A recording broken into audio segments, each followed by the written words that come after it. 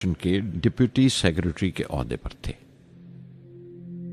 Doctor Sarabhai की गर्मजोशी ने पहली ही मुलाकात में मेरा दिल मोह लिया।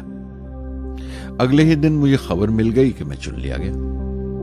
मुझे इनकोस्पार में रॉकेट इंजीनियर की हैसियत से शामिल कर लिया गया था। सन 1962 के देरीना हिस्से में कहीं इनकोस्पार ने थुम्बा में इक्वेटोरियल रॉकेट लॉन्चिंग स्टेशन बनाने का फैसला किया। थुम्बा केरला में त्रिवेंद्रम से परे एक दूर दराज के ऊंगते से गांव का नाम है। हिंदुस्तान में यह मॉडर्न रॉकेट बेस्ड रिसर्च की एक दबी सी इब्तदा थी, हल्की सी शुरुआत। उसके फौरन बाद ही मुझे 6 माह के लिए अमेरिका भेज दिया गया, नासा में रॉकेट लॉन्चिंग की ट्रेनिंग के लिए। जाने से पहले मैं थोड़ा सा वक्त निकालकर रामेश्वरम गया।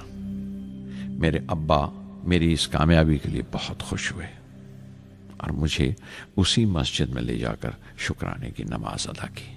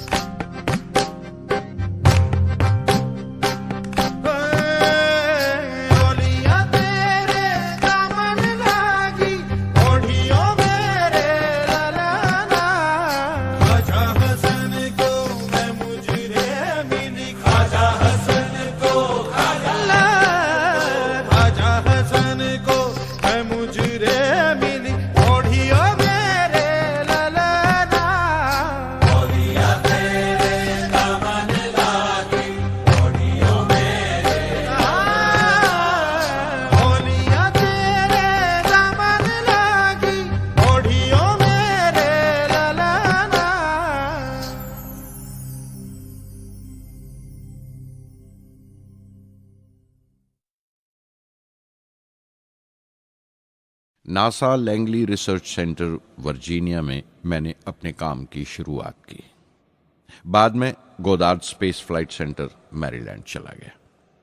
मैं अपना इंप्रेशंस अमेरिकन्स के बारे में बेंजामिन फ्रैंकलिन के इस जुमले से बयान कर सकता हूं, जिन बातों से तकलीफ होती है उनसे तालीम भी मिलती है। हिंदुस्तानी तंजीमों में, यहां की ऑर्गेनाइजेशंस में एक बड़ी मुश्किल है। जो ऊपर हैं वो बड़े मगरूर हैं। अपने से छोटों की, जूनियर्स और सबऑर्डिनेट्स की राय लेना अपनी हतक समझते हैं। कोई शख्स भी अपनी खूबी दिखा नहीं सकता अगर आप उसे मलामत ही करते रहें। उसूल और पाबंदी, पाबंदी और सख्ती, सख्ती और जुल्म के बीच की लाइन बड़ी महीन है, बारीक है। उसकी पहचान बहुत जरूरी है। मैं जैसे ही नासा से लौटा, फौरन बाद हिंदुस्तान का पहला रॉकेट लॉन्च वाक़या हुआ 21 नवंबर सन 1963। वो साउंडिंग रॉकेट था, नाम नाइकी अपाचे।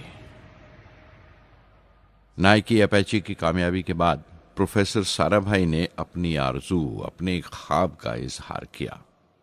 एक Indian satellite launch vehicle ISLV का सपना।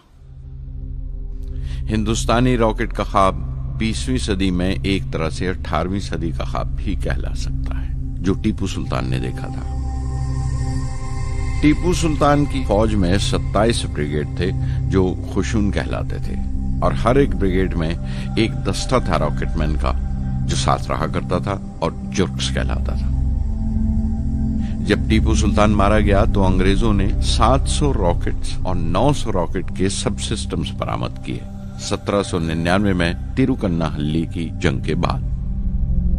वो रॉकेट्स विलियम कॉन्गरीव ने इंग्लैंड भिजवा दिए जांच पड़ताल के लिए, उसकी तकनीक समझने के लिए, जिसे आज की साइंसी जबान में हम रिवर्स इंजीनियरिंग कहते हैं। टीपू सुल्तान की मौत के साथ उस ख्वाब की भी मौत हो गई, कम से कम 150 साल के लिए। पंडित जवाहरलाल नेहरू की बदौलत वो रॉकेटरी का ख्वाब एक बार फिर हिंदुस्तान में जिंदा हुआ। प्रोफेसर साराभाई ने उस ख्वाब को हकीकत बनाने की जिम्मेदारी अपने सर ले ली। बहुत से तंग नजर लोगों को एतराज था इस बात पर कि इस मुल्क में जहां लोगों को 2 वक्त की रोटी नसीब नहीं होती, वहां इन स्पेस उड़ानों को, इन खलाई तहरीकों को क्यों तरजीह दी जा रही है। लेकिन प्रधानमंत्री पंडित नेहरू और प्रोफेसर साराभाई के नजरिए में किसी किस्म का मुबालगा नहीं था। उनके नजरिए बिल्कुल साफ थे कि अगर दुनिया के मुल्कों में और दुनिया के मसलों में कोई हिस्सा लेना है, शिरकत करनी है, हिंदुस्तान को कोई हैसियत हासिल करनी है, तो साइंस और टेक्नोलॉजी की तरक्की और खुद मुख्तारी, सेल्फ रिलायंस अशद जरूरी है। और उनका मकसद ताकत का मुजाहिरा हरगिज नहीं था। सहज पके सो मीठा होए। थुम्बा में 2 रॉकेट सहज पके मगर कामयाब हुए, एक रोहिणी, दूसरा मेनका। अगला साल लगा ही था जब प्रोफेसर साराभाई ने मुझे दिल्ली बुला भेजा। एक मीटिंग थी और मीटिंग में ग्रुप कैप्टन वीएस नारायणन से मेरा तारुफ कराया गया, जो एयर हेडक्वार्टर्स से थे।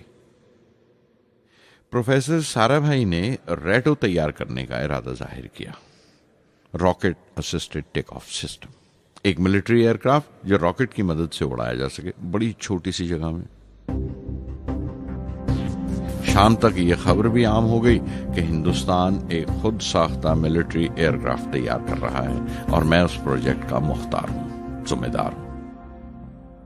मैं कई तरह के जज्बात से भर गया, खुश भी था, शुक्रगुजार भी, खुशकिस्मत भी, और एक एहसास हुआ तकमील का, फुलफिलमेंट का।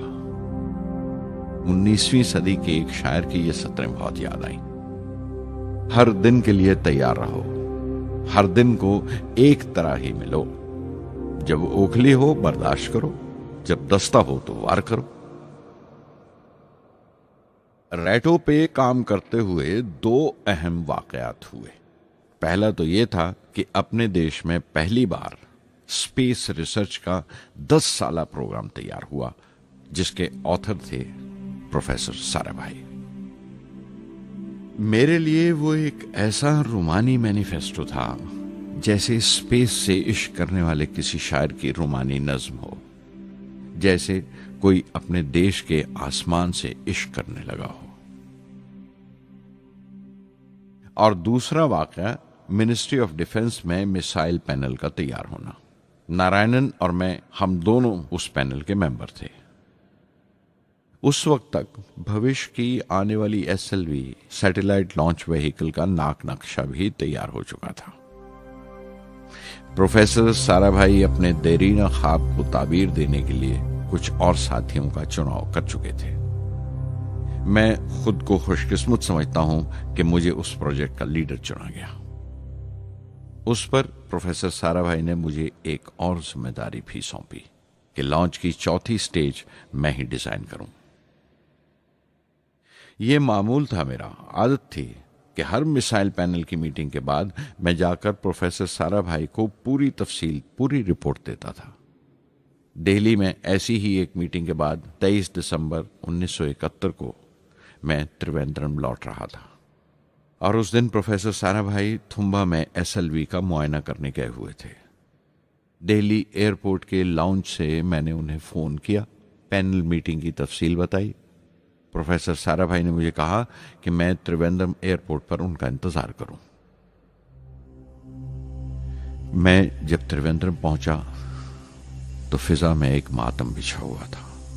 मुझे खबर दी गई कि प्रोफेसर साराभाई नहीं रहे। चंद घंटे पहले दिल का दौरा पड़ने से उनका इंतकाल हो गया। मैं थर्रा के रह गया। चंद घंटे पहले ही तो मैंने उनसे बात की थी। मेरे लिए वो बहुत बड़ा सदमा था। प्रोफेसर साराभाई मेरी नजर में इंडियन साइंस के राष्ट्रपिता हैं। जैसे राष्ट्र के पिता